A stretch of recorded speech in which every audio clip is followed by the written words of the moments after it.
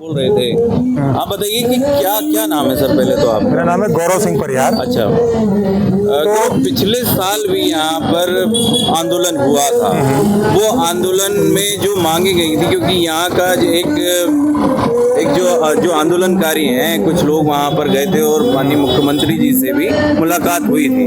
उसके बाद फिर इस साल फिर से आंदोलन करने की आवश्यकता पड़ी है। ये क्या मांगे हैं? पिछले बार केवल हमको लॉलीपॉप दिया गया था जी। केवल एक 6 महीने के बच्चे को जैसे अपन झूठे बातें करके झुठला देते हैं ना, वही सेम हाल किया गया था गवर्नमेंट की द्वारा।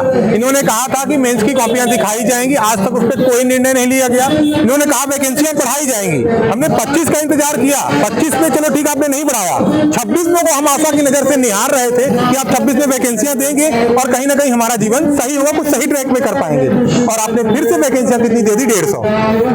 इस तरह आपने, मैं सरकार के लिए एक उदाहरण के माध्यम से बताना चाहूंगा कि रामायण में एक पात्र है पूतना।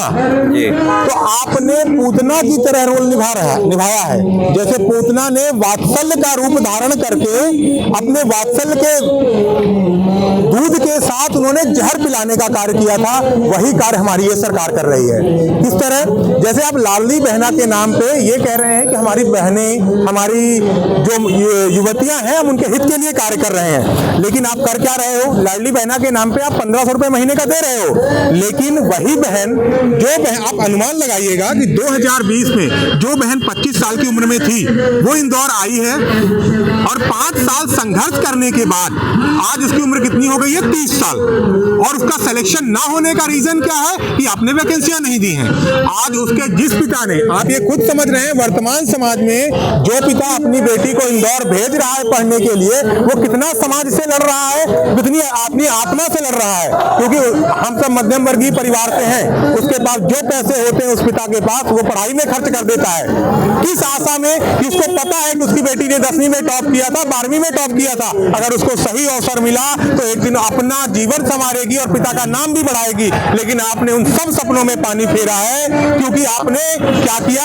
5 साल वैकेंसियां नहीं दी। अब उस पिता के और बेटी दोनों है ना, पिता के पास विवाह करने के पैसे बचे हैं। जी, जो बेटी अधिकारी बनने के सपने संजो रही थी, आज उस बेटी को जीवन निर्वाह के लाले पड़ चुके हैं। कहां शादी करूं? क्योंकि वो डिजर्व करती है एक अच्छा जीवन, और आपने उसके जीवन को बना दिया है नर्क। दूसरी तरफ मैं आता हूं, आप कहते हैं हम किसान हितैषी हैं। आप ये बताइए, जो किसान हैं, आप जिस कड़ाके की ठंड में हमारे आदरणीय मोहन यादव जी और अन्य जो मंत्रीगण हैं, आपके रूम में जो रूम हीटर लगा है, आप उसका टेम्परेचर बढ़वाते हैं कि थोड़ी ठंड ज्यादा है, टेम्परेचर बढ़ा दो।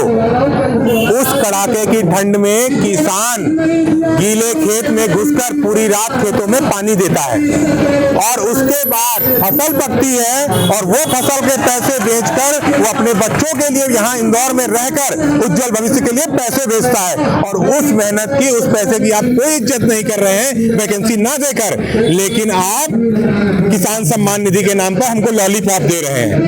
आप कहते हैं पीएम आवास से घर बनवाएंगे, तो आपकी राजनीति है पहले हम भिखारी बनाएंगे, फिर तुमको भीख देंगे और तुमको कृपा का पात्र बनाएंगे और हम कपालू बनेंगे। क्योंकि मैं कहता हूं, आप वैकेंसियां दे दो, हमारे जिस घर के बेटे के पास नौकरी होगी वो आपके पास भीख मांगने क्यों जाएगा?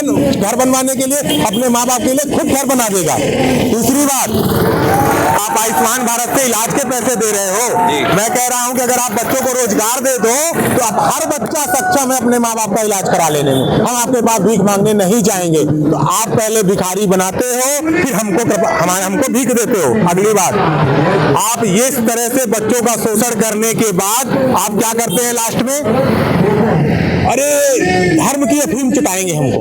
आप धर्म की अफीम चाटिए, धर्म खतरे में है, राम राज्य की परिकल्पना आप देते हो।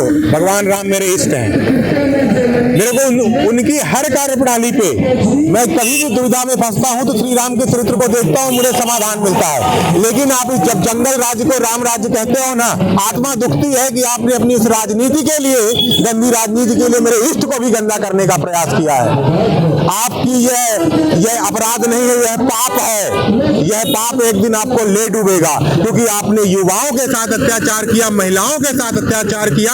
अब मैं युवाओं की अगली तरफ आता हूं। आपने कहा हम युवाओं को रोजगार देंगे, पटवारी घोटाला हुआ।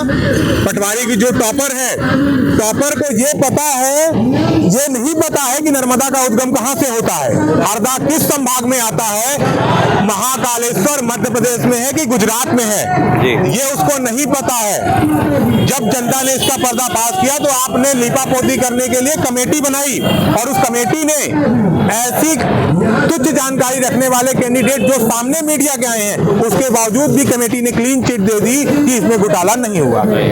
अभी कांस्टेबल का एग्जाम हुआ था, आपने कांस्टेबल एग्जाम के जो सेंटर हैं वो 2 महीने पहले दिखा दिए। 2 महीने पहले सेंटर दिखाने का मतलब है कि आपको कहीं ना कहीं सेंटर पे सांठगांठ करवानी थी। मैं सांठगांठ इसलिए कह रहा हूं कि आपने नियुक्ति करने की जिम्मेदारी उस एजेंसी को दी है जिसको भारत के हर राज्य ने ब्लैक लिस्टेड किया है, उसके काली करतूतों की वजह से, उसकी घोटालों की वजह से, और आपने उस एजेंसी को मध्य प्रदेश में जिम्मेदारी दी है।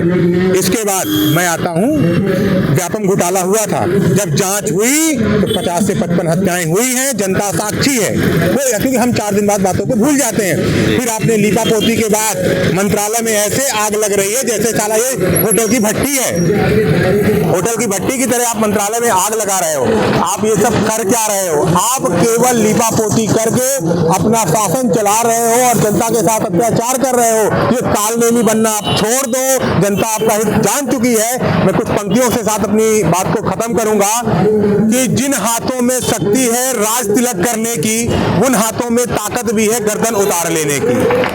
अगर आपको हम सत्ता पे बैठा सकते हैं तो वो गद्दी किसी के बाप की राजी नहीं है। लोकतंत्र है, जनता का शासन है, जनता ही राजा है। हमने केवल अपनी शक्तियां आपको हस्तांतरित की है कि आप हमारी जगह पे शासन करो, हमारे ऊपर नहीं। तो आप जिस दिन हमारी जगह से उठ के हमारे सर पे शासन करोगे तो हमको आपसे सत्ता से उतारते समय नहीं लगेगा।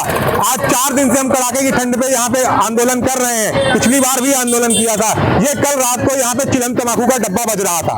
रात को आप आयोग के अंदर गाने बजा के नाच करते हो, लेकिन बाहर आके स्टूडेंट की पीड़ा सुनने का समय नहीं है। अभी बोल रहे हैं कि आप अंदर आ जाओ। पिछले बार भी आपने अंदर बुलाया था, दबाव बना के आंदोलन को खत्म कर दिया था लॉलीपॉप देके। इस बार कोई भी छात्र अंदर नहीं जाने वाला है। आयोग को जो बात करनी है, आयोग अध्यक्ष, सचिव, उपाध्यक्ष यहाँ के जनता के बीच में बात करें, छात्रों को संतुष्ट करें और अपनी कही हुई बात की जिम्मेदारी लें कि मैं जो कह रहा हूं मैं वो वादे, झूठे वादे मत करें, क्योंकि आप जो है सत्ता के मद में अंधे होके मत बैठे। जनता पीड़ा में है और वो पीड़ा आपका विनाश बन जाएगी। धन्यवाद, नमस्कार। बिल्कुल।